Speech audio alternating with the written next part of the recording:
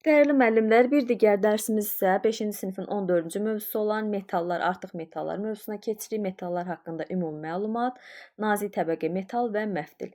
Hər gün biz çoxlu sayda metal əşyalardan, məişət və mətbəx avadanlığından, elektrik cihazlarından və müxtəlif texnikalardan istifadə edirik. Velosiped, avtomobil kuzovları, mühərrik, cürbəcür dəzgah, gəmilər, təyyarələr. Bunların əsas hissəsi nədəndir? Metaldandır. Metallar nə üçün belə deyim də arzu olunandır? Onlar daha çox istifadə olunur. Möhkəmliyi, bərkliyinə, istiliyə davamlılığına görə və bu kimi digər xüsusiyyətlərinə görə onlar inşaat işlərində, əmək alətlərinin, məişət əşyalarının hazırlanmasında əvəz olunmaz bir hissəsini təşkil edir. Metallar iki əsas növə bölünür. Qara və əlvan metallar. Qara metallar dəmir və onun ərintiləri, çuğun, polad və manqan. Digər metallar və onun ərintiləri isə əlvan metallara nikkel, qalay, qurğuşun, mis, sink, titan, maqnezium, qızıl, gümüş və s. bunun kimi bir çoxu bura aid etmək olar. Qalınlığı 2 millimetrə qədər olan metal vərəqlərə nazik təbəqə metal deyilir. Onlar polad, alüminium, duralüminium, mis, laton və başqa metal ərintilərindən hazırlanır. Deməli müəllimlər, o hansı hissələrdən ibarət oldu? Polad, alüminium, duralüminium, mis, laton və başqa metal ərintilərindən hazırlanır. Yadda saxlayırıq palım kimi. Palım. Nə deyir? Polad, alüminium, laton, mis və burada əlavə olan bir dənə D hərfidir. Duralüminium. Daha sonra polad nədir? Polad bərk və ağır metaldır. O dəmirlə karbon ərintisindən ibarətdir. Alüminium gümüşü rəngdə yumşaq və yüngül metaldır. Duralüminium alüminiumla misin ərintisindən yaranır. Mis qırmızı rəngli ağır metaldır.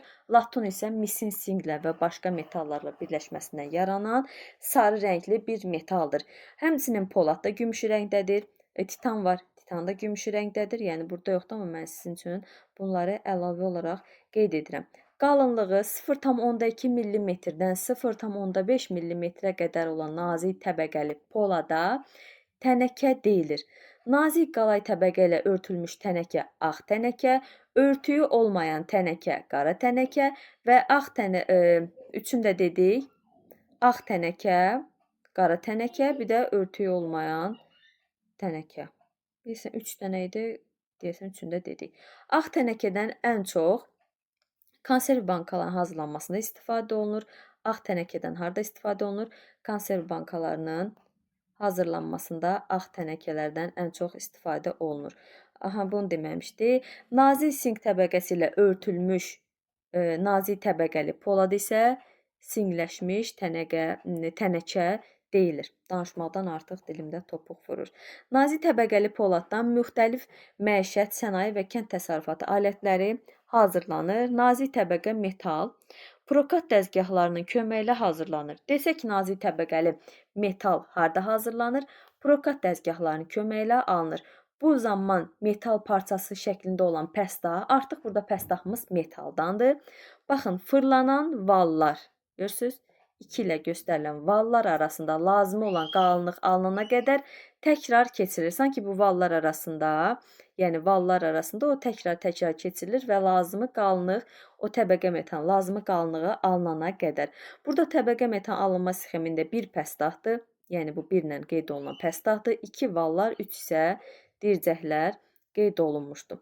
Daha sonra məftil nədir? Məftil enkəsik dairə, kvadrat və üçbucaq şəklində olan nazik metal saplara məftil deyilir. Məftildə də palımdan istifadə olunur, yəni palım, polad, alüminium və polad, alüminium, laton və mis. Görürsünüz, artıq burada duralüminium yoxdur. Duralüminium təbəqə metalın hazırlanmasındadır. Amma məftildə isə sadəcə palım, polad, alüminium və laton. Daha sonra nə edəcəkdim? Deməli, məftil 2 üsulla hazırlanır. Hansıdır? Prokat üsulu 1 və çəkmə üsulu 2. Prokat üsulu ilə prokat dəzgahlarında fırlanan vallar arasında uzun pəstahı sıxmaqla alınan məftil katanka adlanır. Katankanın enkəsinin diametri 5 mm-dən artıq olur. Prokat üsulla, demək, katanka hansı üsulla alındı? Prokat üsulu ilə. prokat dəzgahlarında alınır. Fırlanan vallar arasında uzun pəstahı sıxmaqla katanka alınır. Daha nazik məftil necə alırıq? Çəkici dəzgahlarda katankadan çək məhsulu ilə. Çəkici dəzgahlarda daha nazik məfdili katankadan çək məhsulu ilə alırıq. Bu zaman katanka müəyyən forma və ölçülü deşiklərdən keçir. Məftildən elektrik naqilləri, mismar, şuruf, vint, pərçim, yay və başqa məmulatlar almaq olar. Daha sonra təhlükəsizlik qaydalarında yalnız saz alətlə işləyirik. Məncəndə pəstahı mütləq etibarlı bərkidin. Görürsünüz, hər birində etibarlı bərkitmə, saz ələtlərdən istifadə olunma. Alətləri iş verstaqının kənarına qoymaq olmaz. Bilirsiniz ki, onlar üçün xüsusi yerlər var. Hər birini öz yerinə qoyuruq. Oduncaqda hara qoyurduq? Novun üzərinə qoyurduq alətləri.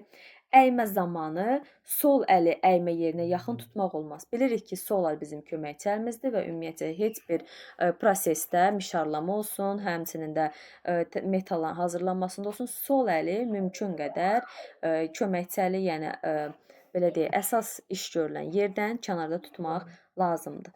Belə müəllimlər, bu da bu qədər.